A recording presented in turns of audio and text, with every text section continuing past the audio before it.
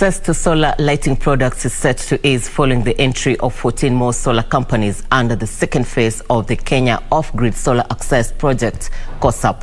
The 390 million shillings project aims at increasing the uptake of solar home systems across 14 counties considered off-grid.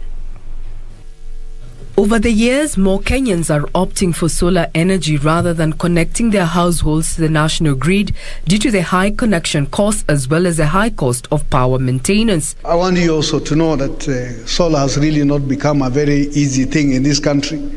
Whereas countries like Morocco, countries like the Arab United Emirates, their tariff on solar stands at about 1.5 to 2. The tariff for solar in this country is 12. And that's why then it's not so much of an easy venture. And that's why we really must also find a way in which we can actually be able to ensure that the solar component, because there is modernization and the prices for the solar should be coming down. This has led to the growth of the commercial photovoltaic system marketplaces, with sales estimated to be between 25,000 and 30,000 photovoltaic modules made yearly and 1 or 2 megawatts of utility solar installed.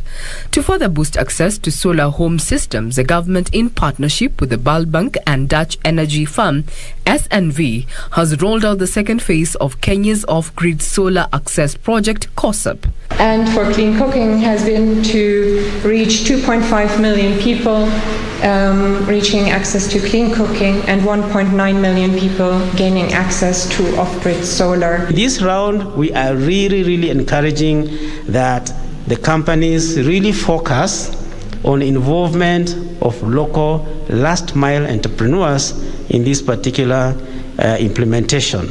Under the project, 390 million shillings will be shared out among 14 firms that have been selected to undertake the supply and distribution of solar equipment across 14 counties under the KOSAP project. And of course, the 14 countries, as you will bear with me, the West Pokot, Turkana, Marsabit, Samburu, Isiolo, Mandera, Wajir, Garissa, Tana River, Lamu, Kilifi, Kwale, Taita Taveta and Narok. Definitely, if you look from the map, these areas are also difficult. So for some of you who are going to provide services, you really must be focused. Rest or what you expect to deliver from those counties might actually experience some challenges.